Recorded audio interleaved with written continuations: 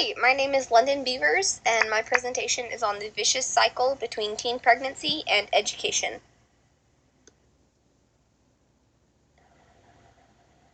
I chose to study this topic because I actually found out that I was expecting when I was 18 years old. It was my freshman year of college, and so I had to take a year off from school. I gave birth when I was 19 years old, and that was the first semester that I took off. My due date was around midterms, and then I took the next semester off to take care of my newborn.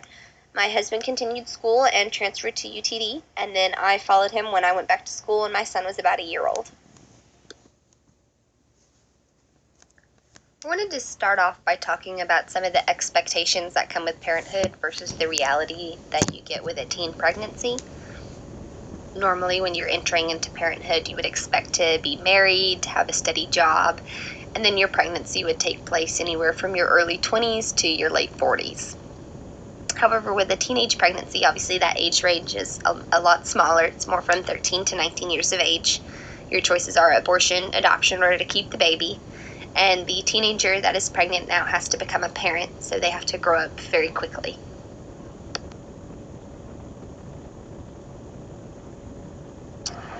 So America actually has one of the largest teen birth rates amongst developed countries. In 1991, for every 1,000 adolescent females in the age group of 15 to 19 years of age, there were 61.8 births in the United States. By 2012, that number had dropped to 29.4 births for every 1,000 women in that age group, and then in 2013, that number dropped another 10%. A young female from the United States is actually 25% more likely to have a teenage pregnancy versus a teenage girl from Russia, and these numbers would be even higher if getting an abortion was not an option. About a quarter of all teenage pregnancies in the United States ends in abortion. The abortion rate amongst teens aged 15 to 19 years of age has actually declined by 64% between 1990 and 2010, which is amazing. However, we still have the largest teen birth rate even with all of these drops, and a teen pregnancy can add up to 3 years of extra schooling. So one of the first studies that I looked at was conducted by Percy Antonio Galimberti, and he hypothesized that teenagers who dropped out because of a pregnancy would make less money than their counterparts who had dropped out due to other reasons, and that these girls were also less likely to go back to school and either finish high school or complete GED testing. Galimberti utilized data from the Texas Schools Microdata Panel, which he accessed through the Cecil and Ida Green Center at the University of Texas at Dallas. Through the TSMP, Galimberti was able to study dropout rates across schools throughout Texas and even access scores such as the TAAS math scores. And his results were really close to his hypothesis. Oftentimes, the teenagers who had dropped out because of a pregnancy, they did make less money, and they were less likely to either go back to school or to complete their GED. However, if you controlled independent variables like ethnicity, then these girls were actually more likely than their counterparts who had dropped out due to other reasons to go back and complete their GED. Another study that I looked at was done by the Schuler Center for Analysis and Advocacy, and they had a lot of similar ideas and conclusions as Galimberti. However, they focused more on how having to take care of and provide for a baby takes up too much time for adequate schooling. The parents or the mother will have to have a job in order to provide for themselves and for the baby, and that job will really take away time from studying for school. In order to really care for a child, the parent needs to be as well rested as they can be while taking care of a newborn, and that within itself is just a really difficult thing to have because newborns don't sleep very much. And I think this kind of goes the other way as well. In order to do well in your school, you need to be adequately well rested, and when you're trying to juggle both a newborn and school, this can be a really hard thing to accomplish. Some of the facts that the Schuler Center gave was that in 2004, pregnancy was the reason that about every 1 in 3 girls gave for why they dropped out of school.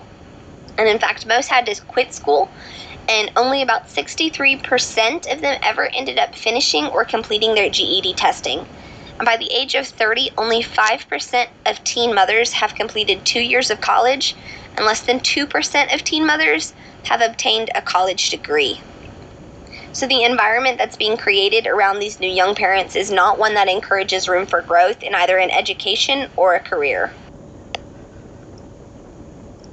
One of the other studies I looked at was conducted by Kearney and Levine. They focused more on the children of the teen pregnancy and their education. They found that often the children with teen mothers were not school ready in reading or in math. They were more likely than their peers to repeat a grade, and they tended to have social behavioral issues.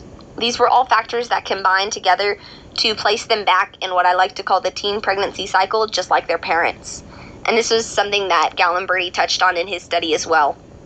I think this is one of the reasons why America has such a high birth rate.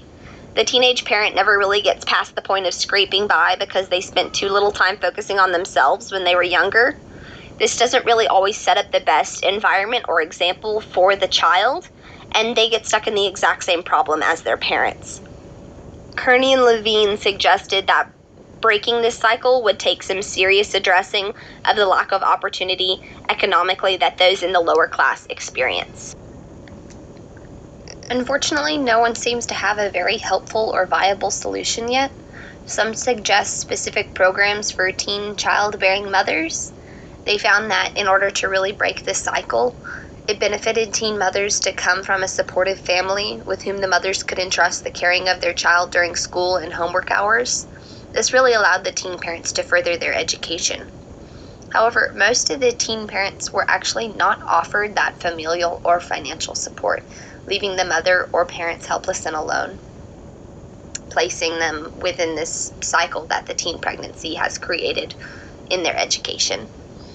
In addition to better sex education, something that I thought might help would be having a better social support system that schools could offer, or that the schools could provide contacts to businesses that help support teen pregnancies to provide these young mothers with more opportunities and a better support system. Thanks so much for taking the time to listen to my project. I hope you're able to learn something about the struggles that teen mothers and even fathers have to face, especially when it comes to getting their education. And these are all numbers that I'm trying to beat myself, and I'm hoping that I can set an example for my son by still pursuing my education right now. Thankfully, I was blessed enough to have a family that has been able to help me and my husband still continue to pursue our education. I hope you enjoyed the pictures of my son. I couldn't help but include them.